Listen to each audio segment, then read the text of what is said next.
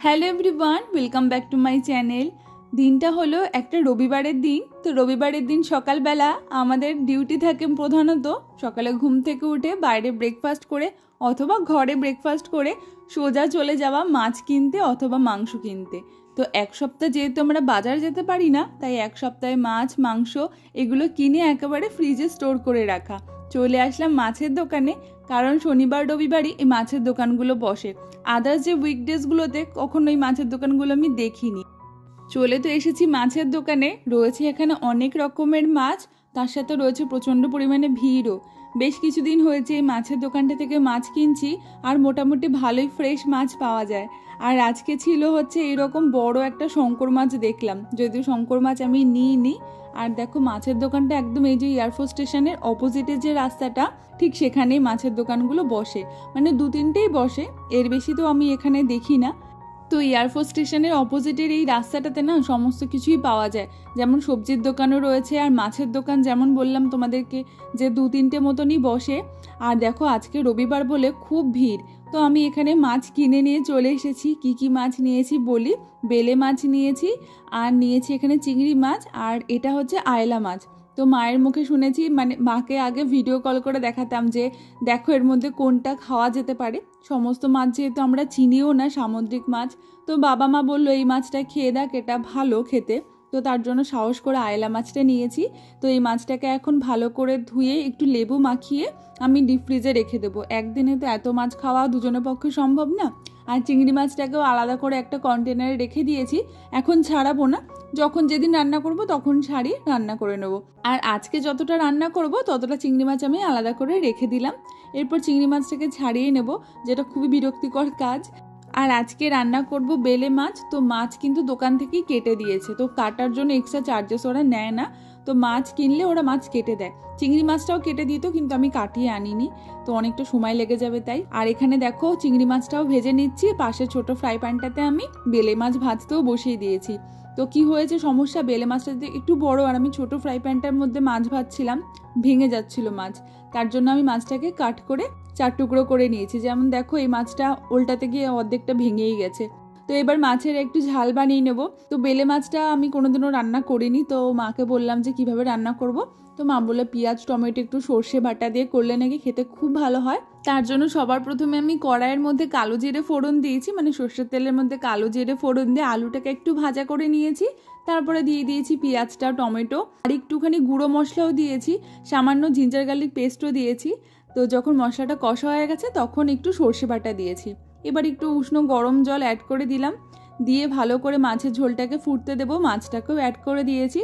আর lastly নামানোর সময় আমি একটু ধনেপাতা দিয়ে দিয়েছি, চাইলে গরম মশলাও দিতে পারো, আমার মনে হলো ধনেপাতা দিলে হয়তো খেতে ভালো হবে। তো মাছের ঝোল রেডি হয়ে গেছে। আর বানিয়েছি চিংড়ি মাছ দিয়ে চিচিঙ্গা ভাজা।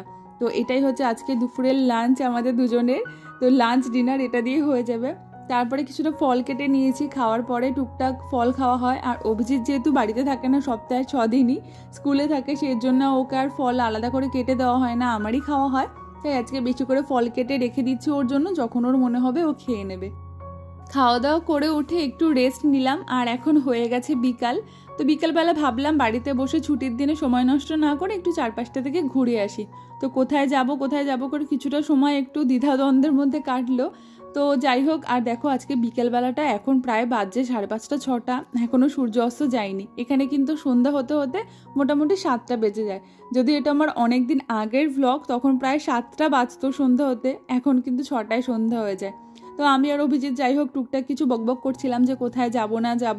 তো বললো চলো টুকটাক কিছু একটা খাওয়া দাওয়া করে আসা যাক, কোথায় বা যাব এখন। তো তাই এখন আমি আর অভিজিৎ চলে যাচ্ছি আগারওয়ালে। তো যেহেতু এটা অনেকদিন আগের ব্লগ, আমি আগারওয়ালে কি খেয়েছি সেই শর্টসটা তো অনেকদিন আগেই শেয়ার করেছি।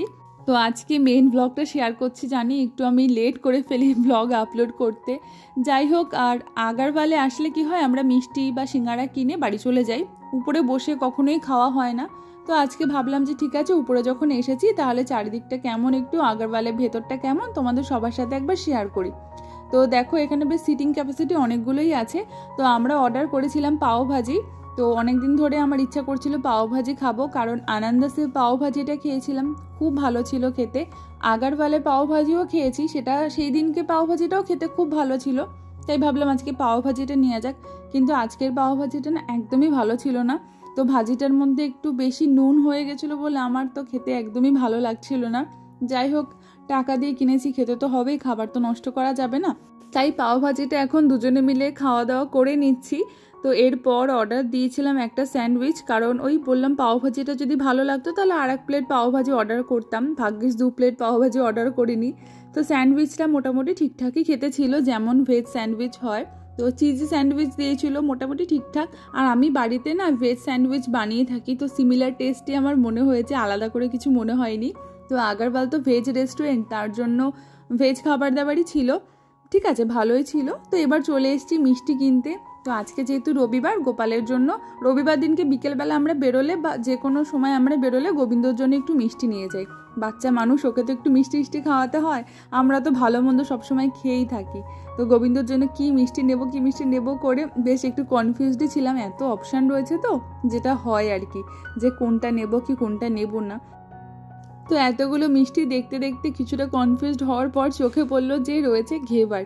তো ঘেবার থাকলে না গোপালের জন্য আমরা ঘেবারটাই নিয়ে যাই, কারণ আদার্স মিষ্টি তো 12 মাসই পাওয়া যায়, ঘেবারটা সবসময় দোকানে পাওয়া যায় না। তো যখন ঘেবারটা থাকে তখন গোপালের জন্য ঘেবারটাই নিয়ে যাই, যদি চোখে পড়ে আমাদের আর কি। সবসময় তো মিষ্টির দোকানে আসা হয় না। তো যাই হোক, মিষ্টি কেনা হয়ে গেছে, এখন চলে যাচ্ছি বাড়ির উদ্দেশ্যে, কারণ আর কোথাও যাওয়ার নেই। কোথায় বা যাব, কাছাকাছির মধ্যে তো কিছু নেই, আছে সব অনেক দূরে দূরে। তো আজকে আর কোথাও দূরে যাব না। অভিজিৎ বলল স্কুলের কিছু কাজ আছে, বাড়িতে গিয়ে করতে হবে। তাই বিকেল সমস্ত মানে খাওয়া দাওয়া সমস্ত কিছু ঘোরাফেরা টুকটাক কমপ্লিট করে এখন চলে যাচ্ছি বাড়ির পথে।